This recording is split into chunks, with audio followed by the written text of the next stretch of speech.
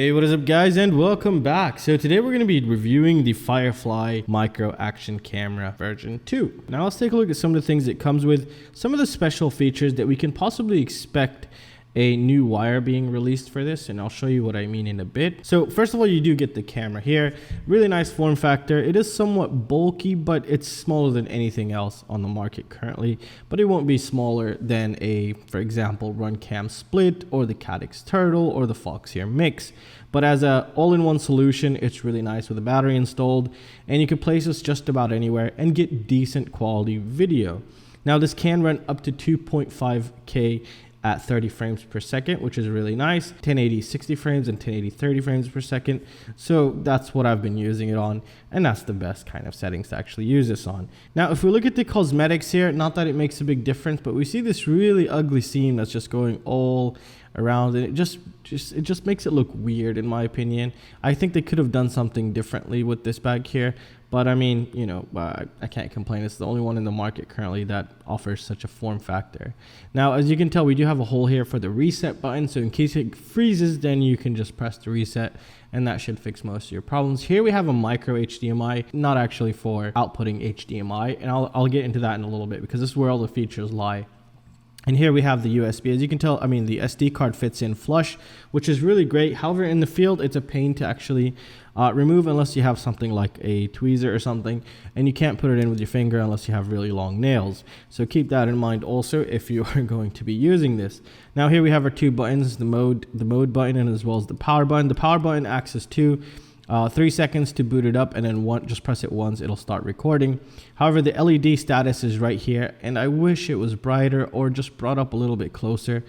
As you can tell, it might look great on camera, but when you're out in the field, you could barely see this. It's recessed all the way inside. It's not even up top, so you have to move the camera around to actually see it, and that can get kind of annoying, especially when there's a lot of sun and you're trying to look through it and then you have this on it.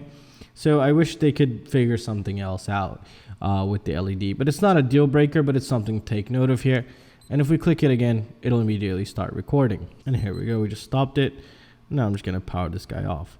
Now on the other side, what we have is we have the connector for the OSD remote, and I did update this to the latest firmware before I actually used it, and updating it is very simple. They have the link in the instruction manual, which you can go ahead and just go to it, download the firmware, and just stick it on your SD card, and then just stick it in your camera, and you're good to go. It'll update by itself.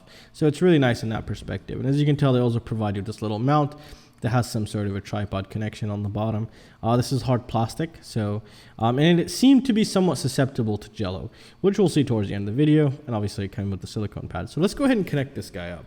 Now back again to the micro HDMI input here, or output. This is the cable they provide you with, so it's kind of somewhat proprietary, if you might say, because here this micro HDMI is going into a USB and at the same time into an analog video output. Now it's very important to take note of this video analog output, because if you wanted to change the settings, then you will need to connect this somehow. Now if you don't have anything to connect this to, for example, you don't have some sort of an RC connection or RCA connection that'll connect it so you can get the video feed, what you can do is you can cut the wire, and then there's going to be shielding on the wire that'll go to ground, and the innermost wire will go to, for example, your VTX, where you would connect your camera, and then you would be able to do it through your goggles. And I hopefully that'll help someone out there if they didn't know what to do with this. So as you can tell, I've gone ahead and placed my OSD remote, and now I'm going to go ahead and install my micro HDMI, even though it's not, but I mean that's the type of connector. And we're going to install our video here, so we can take a look at the menu. And let's go ahead and bring in our dirty screen here.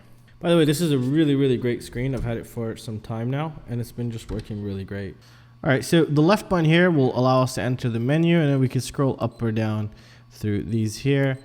And let's go ahead and go into the video resolution here, and just with the middle button. And as you can tell, this is what we could record at. We could record at 2.5K at 30 frames per second, 60 frames 1080p, and 1080p 30 frames, and 60 frames 720p. And to go back, you just click the left button again. Superfine, this will dictate how great the quality will be. I use Superfine. Video clip time, if you wanted to set up a specific where did it go? There we go. A specific amount of time. And loop video is if you wanted to keep looping. This is great if you're going to be using it in a dash cam, like in your car. So here we have loop video, external voltage. Still don't know what external voltage is for. Video time lapse. So if you wanted to do a video time lapse, microphone settings, and we can also do where is it? Quick record, which is I think just as soon as it turns on, it'll start recording, record the audio. So it's pretty basic here. I found that keeping the white balance to Hawkeye is actually the best. And the metering here, I just set it up to center. Maybe I should have did multi, which it would take from different areas of the screen and set the exposure correctly.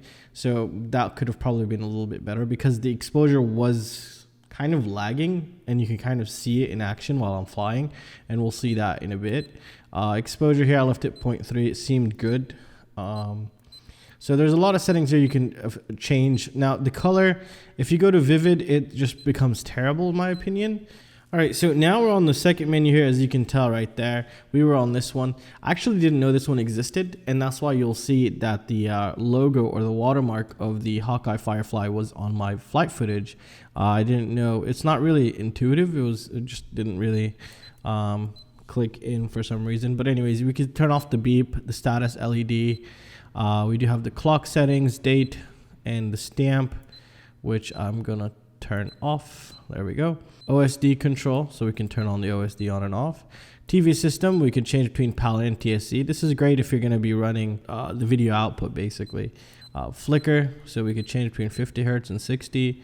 Image rotate, which is really nice, and then reset setup and the firmware number, so that's really cool. So I believe I have the latest firmware as of today.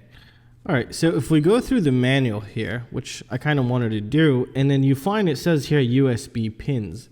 Now, and again, this is not a USB, it's a micro HDMI, and it's not being used as a micro HDMI, but what it does is it gives you the pinout here.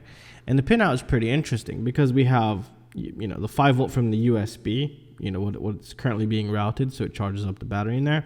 Battery detect, this can be for possibly OSD, which can actually be a voltage sensor or a multimeter in order to give you a battery voltage. So that's what that could mean. I could be wrong. Capture video, so you can set up a switch or something from your flight controller to actually start capturing and then also stop capturing. Same thing with photo, you can also capture a photo. And then we have video and ground, so obviously ground is ground, video would be the video output. And it's really nice that they provide this for you, so you don't have to go and just modify quite a lot of things. Because what you can do, you can just order one of these and you can just, you know, now you know the pinout, so you can go ahead and do it as you please, which is really cool. You can use it for other things as well, which I kind of thought was very nice and very thoughtful. I think that's the word, very thoughtful, that they actually think about the people who would need something like that and then they give that. That's really rare that you ever see that, and I do really like that actually. Oh, here's a nice one. So here you can see that you can buy these little kind of like a breakout USB. I don't know what they're called. And here they have a photo if you ever get this one, I guess. Or maybe they sell this one. So you can see which one does what. Record trigger, photo trigger, USB data. So if you wanted to give, you know, send back and forth the information from the SD card. And oh yeah, it does. A battery analog digital converter, so it does take battery voltage to display it on your OSD, so it is packed with features, which is really cool. And yeah, and I hope that, I mean, that's all I can currently say, guys. It's a really great camera. It has a lot of features, and yeah, I'm leaving you guys the flight footage and you go ahead and decide for yourself, and let me know what you think down in the comment section, and I'll see you in the next one. Peace out, guys.